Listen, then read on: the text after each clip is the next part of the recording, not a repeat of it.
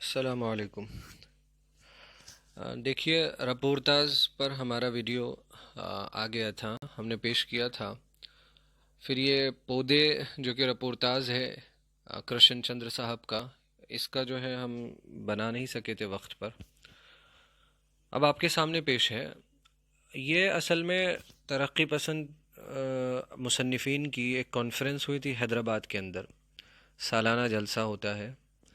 ایک کے بعد ایک کانفرنسز ہوئی ہیں ترقی پسند تحریک والوں کی، ترقی پسند مصنفین کی، جس میں دنیا بھر کے یا کہیں ملک بھر کے، پورے ہندوستان سے مصنفین اس جگہ جا کر جمع ہوتے ہیں، بڑے بڑے مصنفین، بڑے بڑے رائٹرز، اور وہاں جا کر طے ہوتا ہے کہ ہماری تحریک، ہمارا مقصد، ہمارا آندولن، موومنٹ کس مقصد سے شروع ہوا تھا، کہاں جا رہا ہے، حساب لگایا جاتا ہے تھوڑا سا، آگے کے لیے راہیں طے ہوتی ہیں، آگے کیا کرنا ہے، کیسے کرنا ہے۔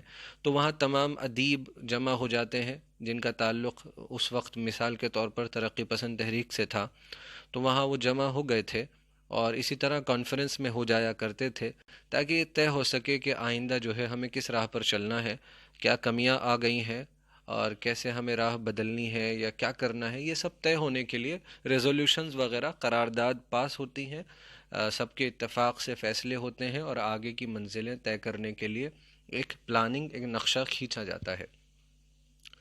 تو ایسے ہی اس کانفرنس کے اندر کرشن چندر موجود تھے اور ہمارے سامنے وہ روداد بیان کر رہے ہیں اس کانفرنس کی۔ اور یہ جو پودے ہیں، یہ اصل میں ہمارے لیے تو کتاب میں اتنی جگہ نہیں ہو سکتی تھی کہ پورا رپورتاج دے دیا جاتا، چند صفحات دیے گئے ہیں۔ اب یہ حیدرآباد کانفرنس، ظاہر ہے کرشن چندر کے ذہن پر اس کانفرنس کا بڑا اثر ہوا ہوگا۔ اب وہ اس پر کہانی، افسانہ تو نہیں لکھ سکتے تھے، ناول تو نہیں لکھ سکتے تھے، تو انہوں نے روداد لکھنے کا ارادہ کیا، رپورتاز لکھنے کا ارادہ کیا، تاکہ اس کی اہم باتیں پڑھنے والوں کے سامنے آ جائیں، جو رپورتاز کو پڑھ کر جو ہے اس کانفرنس کے بارے میں، ترقی پسندوں کے بارے میں تھوڑا بہت جان سکے۔ آپ اتنا تو واقف ہیں کہ ترقی پسند تحریک کس مقصد سے شروع ہوئی تھی۔ ترقی پسند مصنفین کا مقصد اصل میں انسان دوستی، حقیقت پسندی، عوام کے مسائل کو ادب میں اٹھانا، قلم کے ذریعے سے عوام کے غریب، مزدور، بےکس، بے بس لوگوں کی آواز بننا، یہ ترقی پسندوں کا ایک اہم مقصد تھا۔ ان کا مقصد تھا کہ مالدار اور مالدار نہ ہوتا جائے، ظالم کو ظلم سے روکنے کی کوشش ان کا مقصد تھا، آزادی سے پہلے آزادی ان کا مقصد تھا۔ انگریز ظلم کر رہے تھے، لوٹ پاٹ کر رہے تھے، تو وہ قلم کے ذریعے سے لوگوں کو بیدار کر رہے تھے، اے عوام کے لوگوں، جاگ جاؤ، اپنے حقوق کو پہچانو اور اپنے حق کے لیے آواز بلند کرو، کچھ کرو، سوتے نہ رہو، بیدار ہو جاؤ۔ یہ ترقی پسند مصنفین کا مقصد تھا۔ اب ذرا بات سمجھ میں آئے گی آپ کو۔ جب سردار جعفری اور کرشن چندر نظام کالج سے لوٹے تو فراق اور احتشام اور ڈاکٹر عبدالعلیم لکھنؤ سے تشریف لے آئے تھے۔ یہ شاعر ہیں، ترقی پسند تحریک سے ان کا وابستہ ہے، یہ وابستہ تھے۔ کرشن چندر افسانہ نگار ہیں، بہت ناول نگار بھی ہیں، بہت سارے ناول لکھے ہیں، بہت سارے افسانے لکھے ہیں۔ اسی طرح فراق گورکھپوری شاعر ہیں۔ احتشام حسین، آپ جانتے ہیں ان کا تعلق تنقید سے ہے۔ اسی طرح ڈاکٹر عبدالعلیم صاحب کا بھی تعلق ادب سے ہے، اور یہ سارے کے سارے ترقی پسند تحریک سے جڑے ہوئے متحرک اور بڑے بڑے مصنفین تھے اس وقت کے۔ یہ سب لوگ کھانے پر بیٹھے اور یعنی پر بحث کر رہے تھے۔ اور یعنی ایک چیز تو ہوتی ہے شرم، اور شرم کا اگر میں الٹا کہنا چاہوں، یا یوں کہیں ایک شخص جس کے بدن پر لباس نہیں ہوتا، تو وہ کہہ لیں کہ وہ ایک طرح سے کہتے ہیں نا ہم کہ وہ برہنہ ہے، اس کے جسم پر کپڑے نہیں ہیں۔ تو عریانی کو میں عام ترجمہ کر رہا ہوں بے شرمی سے، یا یوں کہہ لیں کہ ننگے پن سے۔ اب آپ کو شاید بات زیادہ سمجھ میں آئے۔ سردار نے، عریانی پر بحث ہو رہی تھی اسی مضمون پر، سردار نے آتے ہی قلم ہاتھ میں لے کر ایک تجویز اس امر کے متعلق لکھنا شروع کی اور بحث طویل ہوتی گئی۔ سردار یعنی سردار جعفری صاحب شاعر، اس تجویز یعنی یہ تجویز عریانی پر وہاں بحث ہو رہی تھی، اور عریانی پر کچھ نہ کچھ ریزولوشن اس مجلس میں، اس کانفرنس میں پاس ہونا تھا کہ کیا ادب میں عریانی کا خیال رکھنا چاہیے یا نہیں۔ چند لوگوں کا خیال یہ تھا کہ ادب کو ایک تمیز کے دائرے میں، شرم کے دائرے میں، ادب کو اپنا ایک دائرہ بنانا چاہیے اور اسے بے شرمی کی طرف، ننگے پن کی طرف نہیں جانا چاہیے۔ لیکن دوسری طرف کچھ لوگوں کا ماننا یہ تھا کہ نہیں، ادب جو ہے وہ ادب ہے، اور ان کا ماننا تھا کہ ایسی کوئی بندش ادیبوں پر نہیں ہونی چاہیے، بے حیائی یا ننگے پن کی کوئی بندش، اس طرح کا کوئی معاملہ نہیں ہونا چاہیے. کچھ لوگوں کا ماننا یہ تھا، تو اس پر بحث ہو رہی تھی. اس تجویز، یہ تجویز جو ہے اس امر کے متعلق یعنی اس کام کے متعلق لکھنا شروع کیا، اور بحث لمبی ہوتی گئی، طویل ہوتی گئی. فراق حسن کار ہیں اس لیے انہیں اوریانی سے اتنی نفرت نہیں. اب ہمیں یہ بتا رہے ہیں کہ چونکہ فراق گورکھپوری حسن کار ہیں، حسن کی قدر کرنے والے یا حسن تخلیق کرنے والے، تو انہیں اوریانی سے کوئی ظاہر ہے انہیں نفرت نہیں ہے، انہیں اس سے کوئی پریشانی نہیں ہے. احتشام کی طبیعت میں نوجوانی کے باوجود اتنا ٹھہراؤ ہے کہ وہ عریانی کو دیکھ کر بدکتے نہیں، برافروختہ نہیں ہو جاتے، سلواتیں سنانے پر آمادہ نہیں ہوتے. احتشام حسین اس وقت نوجوان تھے، لیکن نوجوانی کے باوجود ان میں وہ جوش اور ولولہ اس طرح کا نہیں تھا. طبیعت میں جو ہے ایک ٹھہراؤ تھا، جیسے نوجوانی میں عام طور پر ہوا کرتا ہے، پل بھر میں غصہ اور پل بھر میں ٹھیک، اور آدمی جوشیلا ہو کر جو ہے کچھ غصے میں آ جایا کرتا ہے. لیکن احتشام حسین صاحب کی طبیعت ایسی نہیں تھی، تو وہ اوریانی کو دیکھ کر بدکتے نہیں، یعنی غصہ نہیں ہو جاتے. جیسے کوئی ہوتا ہے نا، مثال کے طور پر کوئی شخص بدک جائے، بدکنا کہتے ہیں کوئی شخص اپنی چال فوراً بدل لے، غصے میں آ جائے فوراً سے، تو وہ اوریانی کو دیکھ کر فوراً غصے میں نہیں آ جاتے. ادب میں کہیں پر مثال کے طور پر انہوں نے کسی ادیب کو دیکھا کہ وہ بے شرمی سے جو ہے یا اوریانی کی باتیں بیان کر رہا ہے جو بیان نہیں ہونی چاہیے، عام طور پر ہم لوگوں کو ایسا لگتا ہے. احتشام صاحب تنقید نگار تھے، ان کا کام تھا کہ وہ تنقید کریں، لیکن فوراً بدکتے نہیں تھے. اس بات سے یہ کرشن چندر اس بات کی طرف اشارہ کر رہے ہیں. برافروختہ نہیں ہو جاتے، غصہ نہیں ہو جاتے، آگ ببولا نہیں ہو جاتے، سلواتیں سنانے پر، برا بھلا کہنے پر آمادہ تیار نہیں ہو جاتے. ڈاکٹر عبدالعلیم کا انداز یہ تھا، اب ہو بہو ان کا انداز کوٹ کر رہے ہیں: میاں ابھی تم بچے ہو، کیا طفلانہ باتیں کر رہے ہو؟ ارے تم ابھی بچے ہو، کیا یہ بچوں والی باتیں کر رہے ہو؟ طفلانہ باتیں، بچوں والی باتیں. ان کے حشاش بشاش چہرے پر مسکراہٹ کی لہر دوڑ دوڑ کے کم ہو جاتی تھی. وہ اپنی داڑھی اور وضاقتہ سے فرانسیسی معلوم ہوتے تھے. وضاقتہ اپنے لباس سے، اپنے رہن سہن سے، بیٹھنے اٹھنے کے طریقے سے فرانسیسی معلوم ہوتے تھے، اور اپنے درست انداز تکلم سے ہیڈ ماسٹر، اور آگ بگولا ہوتے وقت 100% کمیونسٹ نظر آتے ہیں. یعنی اگر ہم ان کو دیکھیں کہ جو ان کا کھردرا انداز، درست انداز یعنی کھردرا انداز، بہت بولنے کا یا سخت انداز، اس سے وہ ہیڈ ماسٹر، جیسے کوئی ہیڈ ماسٹر بات کر رہا ہو، اور آگ بگولا ہوتے وقت 100% کمیونسٹ نظر آتے ہیں. کمیونسٹ آپ جانتے ہیں جو لوگ آرٹس کے ہیں، سوشولوجی پولیٹیکل سائنس وغیرہ پڑھتے ہیں، جو مارکسزم کے کمیونسٹ کو، کمیونزم کو مانتے تھے یا اس میں یقین رکھتے تھے، یا جن کو ایسا لگتا تھا کہ کمیونزم کے ذریعے سے عوام کے مسائل کو سلجھایا جا سکتا ہے. حالانکہ میں اپنی رائے کیا رکھوں اس میں، خیر، تو جن کو یہ لگتا تھا انہیں ہم کمیونسٹ کہہ دیتے ہیں. فی الحال آپ اتنا سنیں، جو معاشرے میں جو ہے کمیونسٹوں کی اور بھی عادتیں ہیں، کچھ عادتیں صحیح بھی ہیں، کہ جیسے مثال کے طور پر معاشرے میں اگر کسی پر ظلم ہو رہا ہے تو اس کے خلاف آواز اٹھائیے، آواز بلند کیجیے، اور اس ظلم کو روکنے کی کوشش کیجیے، غصہ ہو جائیے اس ظلم کے لیے، ظالم کے لیے، ظالم کو روکنے کی کوشش کیجیے، مزدوروں کی آواز اٹھائیے. خیر، اکثر لوگ غلط بات غلط موقع پر کہتے ہیں. ہمارے لیے بہت بڑا سبق ہے اس جملے کے اندر کہ اکثر لوگ کیا ہوتا ہے، غلط بات غلط موقع پر کہتے ہیں، یا غلط بات صحیح موقع پر کہتے ہیں، ایسا بھی ہوتا ہے. لیکن ڈاکٹر عبدالعلیم کے متعلق مشہور ہے کہ وہ ہمیشہ صحیح بات کہتے ہیں اور ہمیشہ غلط موقع پر کہتے ہیں. بات تو بیچارے صحیح کہتے ہیں، لیکن موقع ہمیشہ غلط ہوتا ہے، جگہ ہمیشہ غلط ہوتی ہے.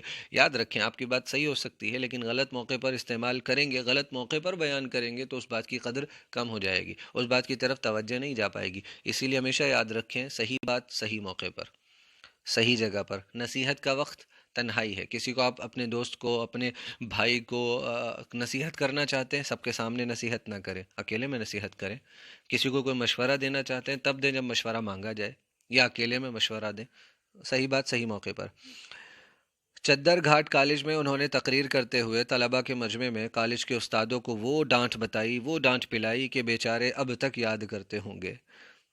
تقریر کرتے، طلباء کا مجمع تھا، کالج کے اساتذہ جمع تھے، وہیں کالج کے استادوں کو سنا دی ڈانٹ، ٹیچرز کو، اب تک یاد کرتے ہوں گے. اسی طرح پی ای این کانفرنس کے موقع پر جب ڈاکٹر ملک راج آنند نے تجویز پیش کی کہ ہندوستان میں بھی فرانسیسی انسائکلوپیڈسٹس کی طرح ایک تحریک جاری کی جائے، کہ یہاں بھی ایک تحریک جاری کی جائے جس کا مقصد جو ہے وہ لوگوں کو ایجوکیٹ کرنا ہو، ایک انسائکلوپیڈیا مثال کے طور پر تیار کرنا ہو. آپ جانتے ہیں انسائکلوپیڈیا کیا ہوتا ہے.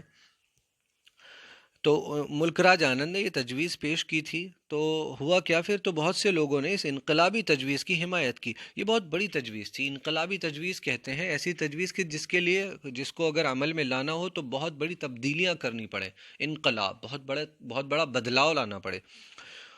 ان میں ریاست بیکانیر کے وزیر سردار پانیکر بھی شامل تھے، لیکن صرف ایک آدمی کی پرزور مخالفت سے یہ تحریک رہ گئی۔ بہت سے لوگوں نے حمایت کی، لیکن ایک آدمی نے بہت پرزور مخالفت کی، اتنے زور سے، اتنے سخت انداز سے اور اتنے مضبوط انداز سے مخالفت کی اس تحریک کے خلاف کہ کیا ہوا کہ یہ تحریک رہ گئی، پاس نہ ہو سکی۔ پھر لوگوں کی ہمت پست ہو جاتی ہے۔ اگر کوئی ایک آدمی بڑی مضبوطی کے ساتھ، مضبوط آدمی کسی چیز کے خلاف کھڑا ہو جائے تو وہ چیز رک جاتی ہے۔ اسی لیے بات سمجھنے کی ہے کہ اگر معاشرے میں برائی پھیل رہی ہو تو جو بڑے بڑے سماج کے، معاشرے کے بڑے بڑے دبدبے والے لوگ ہیں، اگر وہ کھڑے ہو جائیں تو یقیناً برائی کو مٹایا جا سکتا ہے۔ یقیناً یہ جہیز وغیرہ کی بلائیں، برائیاں اور خواہ مخواہ کے ڈھول باجا شادیوں میں پیٹنے کی جو بیجا، مطلب لوگوں کو پریشان کرنا، رات میں بارات واپس آ رہی ہے تو اور جی پٹاخے پھوڑے جا رہے ہیں، 12 بجے کا وقت ہے، 2 بجے کا وقت ہے، کوئی شخص بیچارہ کس تکلیف میں ہے۔ بہرحال کہنے کا مقصد یہ ہے کہ بہت سارے فضول خرچ روکے جا سکتے ہیں اگر معاشرے کے مہذب لوگ، عزیز لوگ کھڑے ہو جائیں اور اس برائی کو روکنے کی کوشش کریں۔ جب اچھی چیزیں رک جاتی ہیں کسی کے کھڑے ہونے کی وجہ سے تو بری کیوں نہیں رکیں گی؟ تو یہ مخالفت کرنے والا جانتے ہو کون تھا؟ یہی اپنے ڈاکٹر عبدالعلیم صاحب۔ آپ نے اٹھ کر کہا تجویز تو بہت معقول ہے، لیکن میں پوچھتا ہوں کہ فرانس میں اس تحریک کے چلانے والوں میں بڑے بڑے لوگ تھے جنہوں نے اس تحریک کو آگے بڑھایا، لوگوں کو ایجوکیٹ کرنے کے مقصد سے آگے بڑھے اور اس طرح کا انسائکلوپیڈیا تیار کیا۔ روسو اور والٹیئر، جانتے ہیں نا آپ ان دونوں کے نام؟ تو انہوں نے ذکر کیا کہ بھئی اس تحریک کو چلانے والے، اس گروپ کو چلانے والے بہت بڑے بڑے لوگ تھے کہ جنہوں نے ادیبوں کو جمع کیا اور تقریباً 150 ادیبوں کو جمع کر کے ان سے جو ہے وہ رائٹنگز لکھوائیں، یعنی کہ تخلیقات انہوں نے تخلیق کیا، ایسا ادب تیار کیا سائنسی موضوعات پر، اور لوگوں کے ذہنوں کو کھولنے کے لیے ترقی کے مقصد سے لکھنا شروع کیا۔ ایک تقریباً 150 ادیب اکٹھا ہوئے، ان کا ایک گروپ بنا، یہ تھا فرینچ، جس کا اوپر ابھی ذکر ہوا، فرانسیسی انسائکلوپیڈسٹس، یعنی ایک رائٹرز کا ایک گروپ بنا تھا، اور اس گروپ نے معاشرے کو جو ہے ترقی کی راہوں پر لے جانے کے لیے لکھنا شروع کیا تھا، یوں سمجھے آپ موٹے طور پر، باقی آپ گوگل کر لیں گے تو اور باتیں دیکھ سکتے ہیں۔ تو انہوں نے کہا کہ بھئی یہ بتاؤ کہ ہندوستان میں اس تحریک کو چلانے والا کون ہے؟ فرانس میں تو بڑے بڑے لوگ تھے، روسو جیسے، والٹیئر جیسے بڑے بڑے ادیب تھے، یہاں ایسا کون ادیب ہے؟ کون ایسا مفکر ہے؟ ایسی فکر رکھنے والا کون ہے جس کے پاس ایسے تھاٹس ہوں، ایسا سوچنے کا عمل ہو؟ آپ نے پورے مجمع پر نظر ڈال کر کہا تو مجھے تو آپ لوگوں میں سے ایک آدمی بھی اس پائے کا نظر نہیں آتا۔ ڈاکٹر عبدالعلیم صاحب نے پورے مجمع پر نظر ڈالی اور کہا مجھے تو آپ لوگوں میں ایسا ایک شخص نظر نہیں آتا، تو آپ کس بنیاد پر اس تجویز کو لے کر آ رہے ہیں؟ کریں گے کیا اس کو پاس کر کے؟ ادیب کون ہے جو اس کو لے کر اٹھے گا، آگے بڑھے گا اور رہنمائی کرے گا؟ کون ہے ایسی شخصیت پوری سٹیج پر کہ ایک بھی اس پائے کا، اس طرح کا ایک بھی شخص نظر نہیں آتا؟ اس پر ایک قہقہہ بلند ہوا، بہت مجمع میں ٹھہاکا لگ گیا۔ پھر مجمع میں سے کسی منچلے نے کہا اور کیا ڈائس پر بھی کوئی ایسا آدمی آپ کو نظر نہیں آتا؟ ٹھیک ہے، عوام میں نہیں نظر آتا، ہم لوگ آڈینس میں بیٹھے ہوئے، کیا ڈائس پر جو آپ لوگ بیٹھے ہوئے کیا وہاں بھی کوئی شخص ایسا موجود نہیں ہے؟ ڈائس پر کون کون تھا جی؟ سروجنی نائیڈو تشریف فرما تھی، نائٹنگل جن کو کہتے ہیں، جواہر لال نہرو تھے، فلسفہ داں رادھا کرشنن تھے، فلاسفر ہرمین اولڈ اور فارسٹر، اور ملک راج آنند، احمد شاہ پطرس بخاری جن کا آپ مضمون پڑھ چکے ہیں، سویرے جو کل آنکھ میری کھلی 11th میں، اور پھر مرحوم کی یاد میں، بڑی زبردست شخصیت تھے، اور بھی دوسرے لوگ۔ ڈاکٹر صاحب نے ڈائس پر نگاہ ڈالی، سب کی طرف دیکھا اور پھر مجمع کی طرف مڑ کر کہنے لگے ان میں بھی کوئی نہیں، مجھے ان میں بھی ایسا کوئی نظر نہیں آتا۔ ڈاکٹر عبدالعلیم صاحب کی اپنی رائے تھی۔ تحریک گر گئی، تجویز پاس ہوتے ہوتے رہ گئی، اس پر کوئی عمل نہیں ہو سکا۔ اس میں کوئی شک نہیں کہ ڈاکٹر صاحب سچائی کو اس شدت احساس کے ساتھ پیش کرتے ہیں اور اس پر اس سختی سے کاربند ہوتے ہیں کہ اکثر اوقات ہمدرد بھی مخالف ہو جاتے ہیں، لیکن اس کی انہیں کوئی پرواہ نہیں۔ وہ ادیبوں کے مہاتما گاندھی ہیں، لیکن ذرا عدم تشدد کے قائل نہیں۔ اور اگر کبھی ہندوستان میں ایسا قانون نافذ ہوا کہ ادیبوں کو ان کی فکری، ذہنی یا خارجی غلطیوں کی سزا ملنے لگی تو اس احتساب کا محکمہ ڈاکٹر صاحب کے ہی سپرد ہوگا۔ اب ذرا غور کریں کیا کہہ رہے ہیں۔ کہہ رہے ہیں یہ تو سچی بات ہے کہ احساس کی شدت، یعنی اس طرح بیان کرنا پوری شدت کے ساتھ، سچائی کو پوری شدت کے ساتھ، سچ ہے تو کیوں جھکے. تو ان کا ماننا یہ تھا کہ سچ ہے تو پوری سختی کے ساتھ اور پوری مضبوطی کے ساتھ بیان کیا جائے. لیکن کئی مرتبہ کیا ہوتا تھا کہ اتنی سختی سے اس پر یہ عمل کرتے تھے، کاربند ہو جاتے تھے، عمل کرتے تھے، کہ اکثر اوقات کیا ہوتا تھا کہ جو ہمدرد ہوتے ہیں نا، وہ بھی ان کے مخالف ہو جاتے تھے. وہ بھی ان کی بات ماننے سے کئی مرتبہ انکار کر دیتے، ان کا ساتھ دینے سے، ان کے ساتھ کھڑے رہنے سے، کیونکہ ہر شخص میں سچ کے ساتھ کھڑے رہنے کی اتنی ہمت نہیں ہوتی. سب کے اندر ایک جیسی ہمت نہیں ہے. ہاں، ہمیں کوشش کرنی چاہیے کہ ہم سب سچ کے ساتھ مضبوطی سے کھڑے رہیں. لیکن عوام میں اکثر آپ دیکھتے ہیں کچھ لوگ ایسے ہوتے ہیں کہ اگر سچائی کا آپ کوئی نعرہ لے کر کھڑے ہوں تو راستے میں تکلیفیں پریشانیاں آنے کا خطرہ ہو تو بہت سے لوگ آپ کے ہمدرد بھی پیچھے ہٹ جائیں گے. ہوتا ہے نا. تو ایسی ہی بات یہاں سمجھ لیں شاید، کہ اس سچ کو اس طرح پیش کرتے تھے، اس سختی کے ساتھ اس پر عمل کرتے تھے کہ اکثر اوقات کئی مرتبہ ہمدرد بھی مخالف ہو جاتے تھے، لیکن اس کی انہیں کوئی پرواہ نہیں. وہ ادیبوں کے مہاتما گاندھی تو تھے، یعنی ادیبوں میں بہت بڑے آئیڈیل لیڈر تھے، آئیڈیل تھے، بہت بڑے جو ہے وہ اصولوں کو لے کر چلنے والے تو تھے، لیکن عدم تشدد کے قائل نہیں تھے، نان وائلنس کے قائل نہیں تھے. جس طرح گاندھی نان وائلنس کے قائل تھے شروعاتی زندگی میں یا آخر تک رہے ہوں، لیکن نان وائلنس کے قائل نہیں تھے. یعنی یہ کہنا چاہ رہے ہیں کہ سختی سے عمل کرانا چاہتے تھے بھائی. یہ نہیں کہ کوئی مانے تو مان لے، نہ مانے تو نہ مانے. کوئی صحیح بات رکھی سامنے پیش کری، بھائی مان لو جس کی مرضی ہے، جس کی مرضی نہ ہو مت مانو. تو بچوں یاد رکھو، اس طرح جو ہے صحیح باتیں عمل میں نہیں آتی ہیں. ہم جو اساتذہ ہیں، ٹیچرز ہوتے ہیں، اگر وہ بچوں کی مرضی پر چھوڑ دیں، آپ غور کریں کہ ذرا بچے کر کے لائیں گے ذرا، اگر ان کے ساتھ تھوڑی بہت سختی نہ ہو تو عادت ہو جاتی ہے بھائی. تو اسی طرح کا معاملہ یہاں پر تھا. اور کبھی اگر ہندوستان میں ایسا قانون نافذ ہو گیا کہ ادیبوں کو ان کی فکری، ذہنی یا خارجی غلطیوں کی، کہ جو ان سے غلطیاں ہو جاتی ہیں، جو سب کو نظر آ جاتی ہیں، یا ان کی فکر کی غلطیاں، ان کی ذہنی غلطیاں جو عوام میں آ جائیں، سامنے آ جائیں، سزا ملے گی. تو اس احتساب کا یہ احتساب کہتے ہیں اسیسمنٹ، ایویلویٹ کرنے کو. ہاں، پکڑ کرنے کو. اس پکڑ کا محکمہ جو آتا ہے نا، وہ ڈاکٹر صاحب کے ہی سپرد ہوگا. اتنی سختی سے عمل پیرا ہوتے ہیں اصولوں پر اور سچائی کے ساتھ. تو اس احتساب کا جو محکمہ ہے، منسٹری ہے، وہ کس کے پاس آتی ہے؟ ڈاکٹر عبدالعلیم صاحب. اس پہ سوال پوچھ لیا جاتا ہے ڈاکٹر عبدالعلیم صاحب پر. یہ سب کچھ اتنی تفصیل سے بیان ہو رہا ہے اس سبق میں، تو یہی سب سے اہم معلوم ہوتا ہے. سوال آتا ہے ڈاکٹر عبدالعلیم صاحب کی کون سی خصوصیات کا ذکر کیا گیا ہے؟ ان کی صاف گوئی سے، صاف بیانی سے، سچ بولنے کی عادت، صاف صاف کہنے کی. گوئی مطلب کہنے کا انداز، صاف گوئی. صاف گوئی سے بہت سے لوگ ان سے گھبراتے ہیں، لیکن اس میں ان کی عظمت ہے، اس میں ان کی عظمت ہے کہ بہت سے لوگ ان کی صاف گوئی کی وجہ سے گھبراتے ہیں نا. اس میں ان کی عظمت ہے، بلندی کی بات ہے کہ واقعی ان میں کچھ ہے کہ لوگ ڈرتے ہیں ان سے، گھبراتے ہیں. اور اگر اس صنف میں کوئی ان سے ٹکر لے سکتا ہے، یعنی اس چیز میں، صاف گوئی میں اگر ان سے کوئی ٹکر لے سکتا ہے تو وہ حضرت موہانی ہے، جو خوش قسمتی سے اس کانفرنس میں تشریف رکھتے تھے اور بلا ناغہ اس کے ہر جلسے میں شرکت کرتے رہے. بہت سارے جلسے ہوتے ہیں ایک ہی کانفرنس میں، بہت ساری میٹنگز ہوتی ہیں، تو ہر جلسے میں حضرت موہانی نے شرکت کی. اور حضرت موہانی ہی ایسے تھے جو ان سے ٹکر لے سکتے تھے، انہی کی زبان میں ان کو جواب دے سکتے تھے، ان کی مخالفت کر سکتے تھے. یہ سمجھیے آپ. چنانچہ جب ترقی پسند ادیبوں کی طرف سے اوریانی کے خلاف قرارداد پیش کی گئی کہ ہاں بھائی اوریانی کو ہم پھیلنے نہیں دیں گے، ترقی پسند ادیبوں نے یہ تجویز پیش کری بھائی اوریانی کو ادب میں، اوریانی کے لیے جگہ نہیں، بے شرمی بے حیائی ادب میں نہیں چلنی چاہیے، ادب کو ایک دائرے میں رہنا چاہیے مہذب طریقے سے، اور اس کو اسی دائرے میں کام کرنا چاہیے، وہ اپنے کپڑے نہ اتار پھینکے. تو اس کی مخالفت کرنے والے مولانا حضرت موہانی تھے اور قاضی عبدالغفار. مزے کی بات یہ تھی کہ نوجوان اوریانی کے خلاف تحریک پیش کر رہے تھے اور بزرگ اس تحریک کی مخالفت کر رہے تھے. یہ عجیب بات تھی.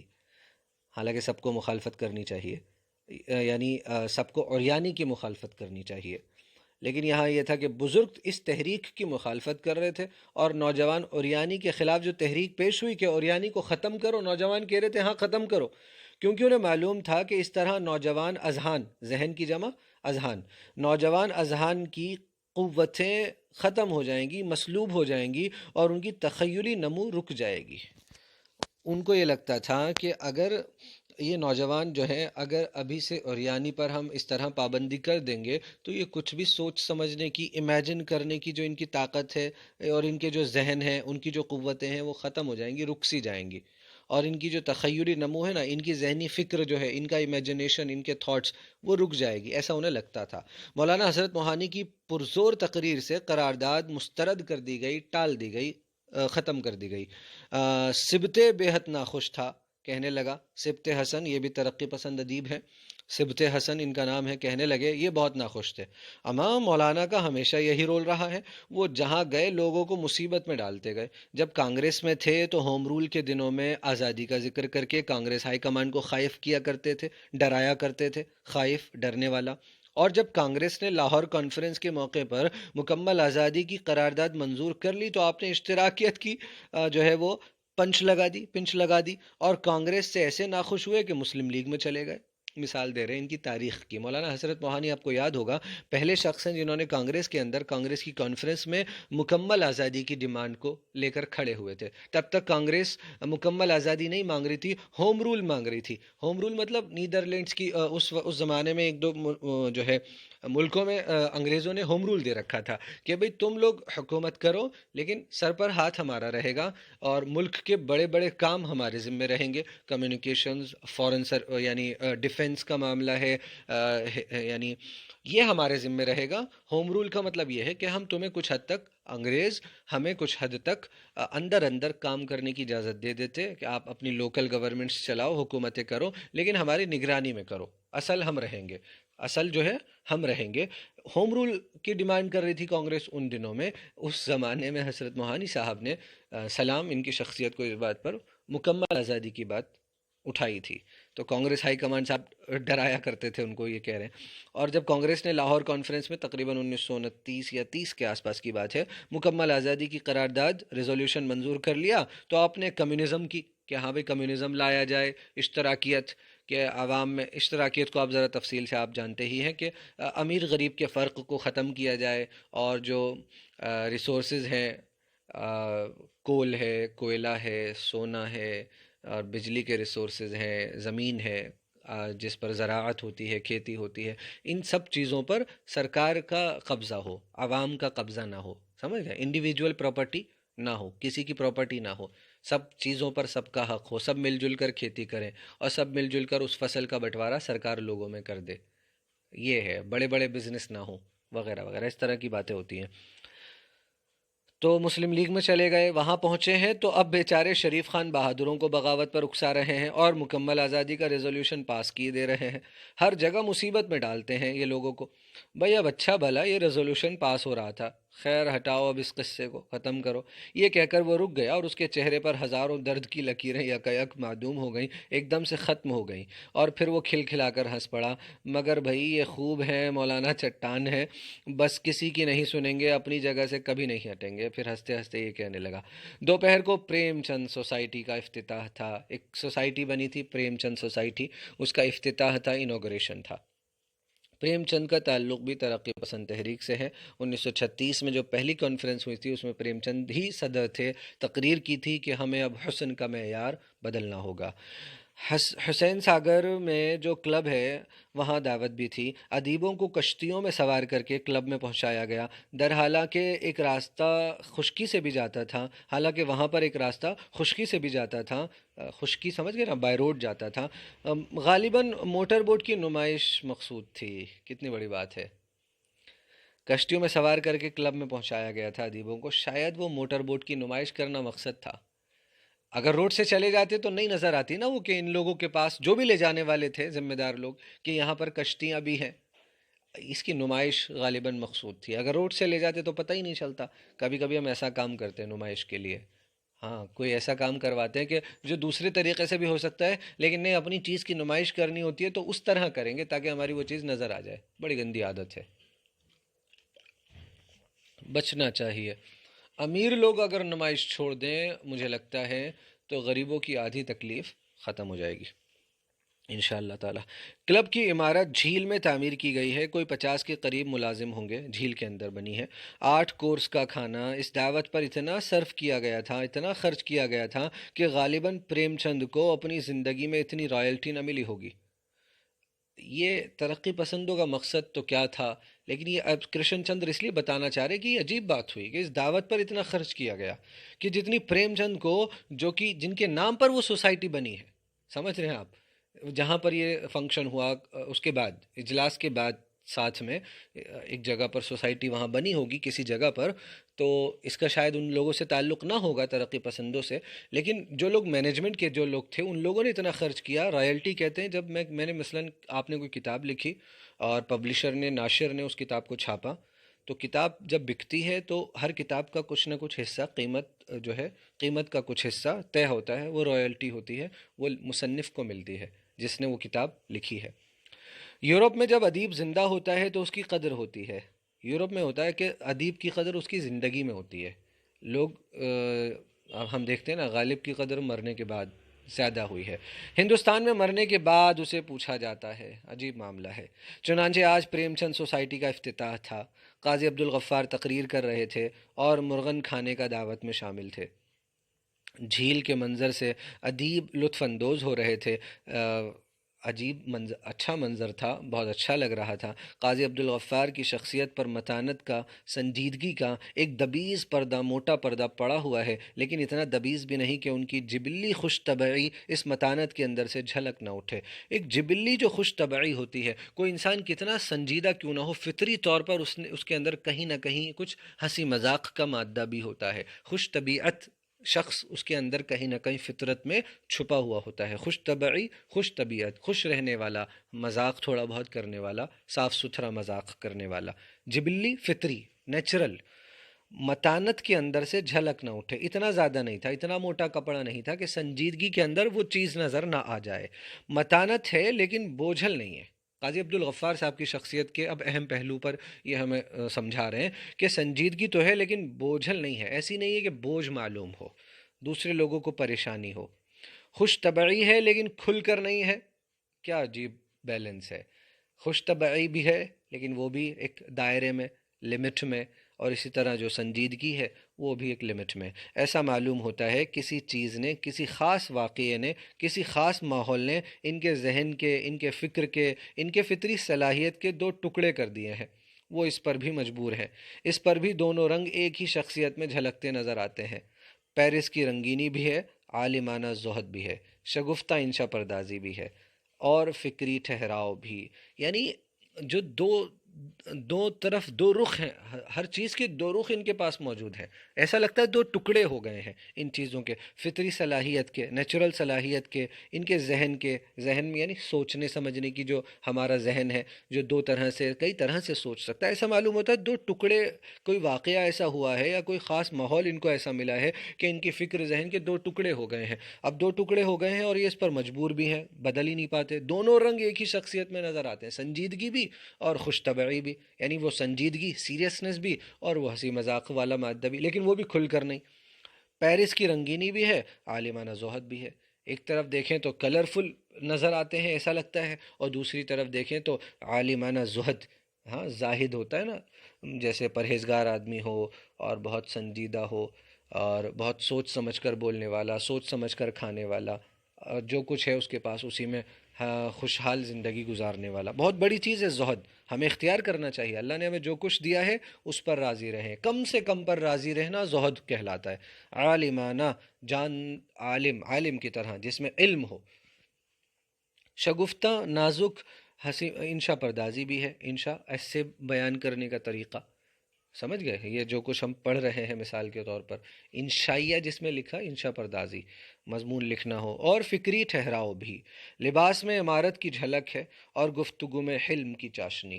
حلم کہتے ہیں بردباری کو، برداشت کرنے کو، کسی کی اچھی بری بات کو برداشت کر لینا، خوشی کا نشہ نہ سوار ہو جائے، غصے میں بے قابو نہ ہو جائے، جذبات میں نہ بہہ جائے، بردباری سے کام لینا، برداشت سے کام لینا، اسے کہتے ہیں حلم. اور یہ حلم کی چاشنی ہم سب کے اندر ہونی چاہیے، اس کی مٹھاس. تیور جاگیردارانہ ہے اور ذہن باغیانہ. قاضی صاحب ایک ایسے نوجوان جسے عرصے سے کسی نے گدگدایا نہ ہو، لیکن خود اس کے دل میں شوخیاں چٹکیاں لے رہی ہوں.